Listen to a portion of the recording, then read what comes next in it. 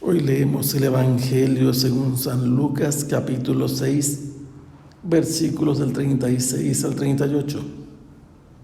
En aquel tiempo, Jesús dijo a sus discípulos: sean misericordiosos como su Padre es misericordioso. No juzguen y no serán juzgados. No condenen y no serán condenados. Perdonen y serán perdonados. Den y se les dará. Recibirán una medida buena, bien sacudida, apretada y rebosante en los pliegues de su túnica, porque con la misma medida con que midan, serán medidos.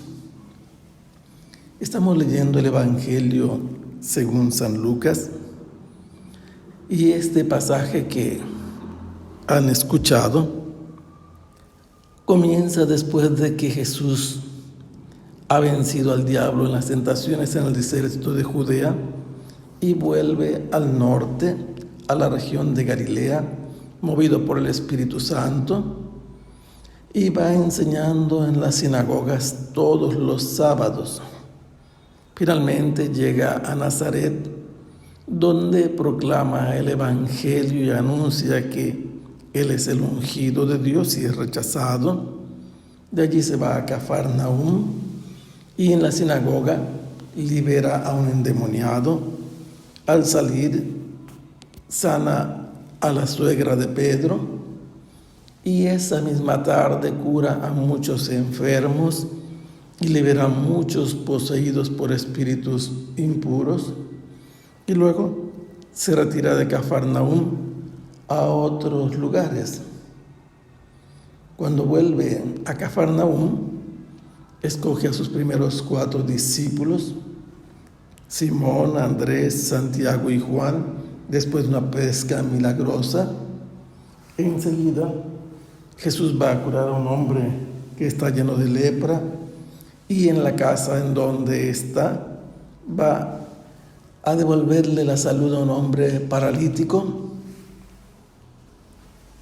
Más adelante van a criticarlo los fariseos porque permite que sus discípulos en sábado restreguen espigas de trigo y coman los granos, considerándolo los fariseos esto como un pecado porque consideraban que era un trabajo prohibido para ese día, entre la lista de las 39 actividades prohibidas.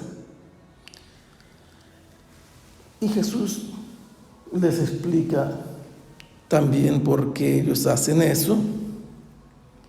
Les habla acerca de por qué no ayunan a los discípulos de Juan el Bautista y de los fariseos.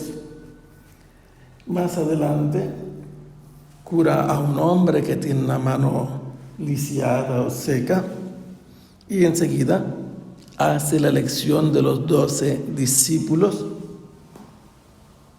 Y el pasaje que nosotros estamos viendo se encuentra insertado ante un escenario muy polícromo, atractivo, porque han venido a seguir a Jesús gentes de Judea, de Tiro, de Sidón, de Jerusalén, y a ellos Jesús les habla y pronuncia ante ellos las bienaventuranzas, y después de las bienaventuranzas, las lamentaciones. Esto lo pronuncia Jesús sentado en una extensa llanura, rodeado de mucha gente. Y una vez que ha pronunciado lo mismo las bienaventuranzas que las lamentaciones, como si fueran los 2 platillos de una balanza para equilibrar entre la desgracia y la bienaventuranza lo que él anuncia, los invita a amar a los enemigos de una manera activa, haciéndole el bien a aquellos que los odian, que los maldicen, que los maltratan. Ellos deben bendecirlos, deben además hacerles el bien y rezar por los que los maltratan. Si alguien los golpea en una mejilla, Ellos deben mostrarles que son hijos de Dios presentando la otra mejilla. Si alguien les quiere quitar el manto, le deben ceder la túnica, y si alguien les pide, ellos deben darle. Lo que ellos quieran que la gente les haga, deben hacerlo a los demás, aunque los demás no lo hagan. Ellos deben comportarse con una conducta amorosa para que hagan méritos, de manera que ellos, con su manera de vivir y de hacer, se manifiesten como aquellos que son hijos de Dios, haciéndoles el bien. Porque deben tener en cuenta que los pecadores tratan bien a los que son como ellos. Ellos no deben prestar esperando nada a cambio, porque los pecadores prestan esperando recibir a cambio lo que prestaron. Los discípulos de Jesús deben amar a los enemigos haciéndoles el bien, pero no deben esperar de ellos nada a cambio. El único motivo que a ellos los debe impulsar es que en el futuro te dan un premio grande, pero ya desde el momento en que ellos hagan el bien a los enemigos, serán hijos del Altísimo, porque este Altísimo, que es Dios y que es su Padre, hace el bien a los ingratos y a los malvados, a ninguno discrimina. Y es aquí donde tocamos el tema de hoy. Jesús como maestro dice a los discípulos que hagan el bien como una manera de ser misericordiosos. El Padre del cielo es misericordioso, y misericordioso significa que Dios tiene paciencia, que da el bien a todos, hace el bien a todos y trata bien a todos. Si ellos quieren aprender la enseñanza de Jesús, deben comportarse como el Padre del cielo, mostrando misericordia a los demás, pero de un modo particularmente especial con los que los odian, con los perseguidores, con quienes los maltratan o los calumnian. Ellos por ningún motivo deben erigirse o constituirse en jueces que son capaces de juzgar, de ver el error del otro, la conducta culpable para acusarlos. Ellos no deben de ningún modo ni por ningún motivo condenar a nadie. Ellos no deben juzgar para que Dios no los juzgue, y no deben condenar a nadie para que no sean condenados en el futuro por Dios, que es su Padre.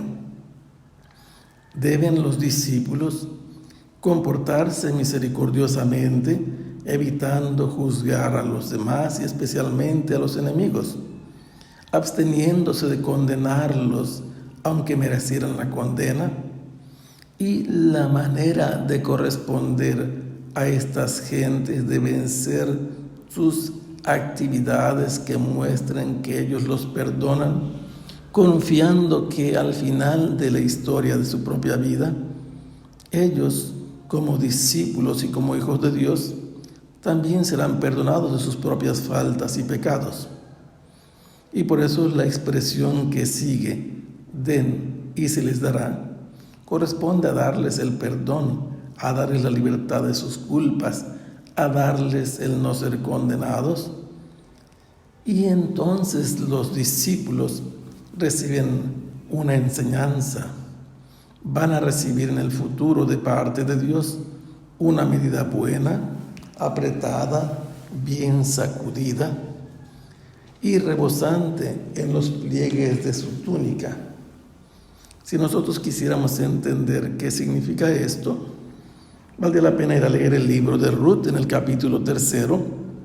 Encontramos que al terminar la cosecha y haber limpiado el grano, a los trabajadores se les da del mismo grano que han cosechado, ya limpiado, purificado, de la mejor calidad, en los pliegues de su manto una cantidad la que alcance a caber completa dentro de su propia túnica. Así, si ellos son generosos, si tratan limpiamente a los demás con la mejor manera, con actos de caridad misericordiosa, con esa misma medida con que traten a los demás, al final de la vida y de la historia, el Padre Celestial los medirá.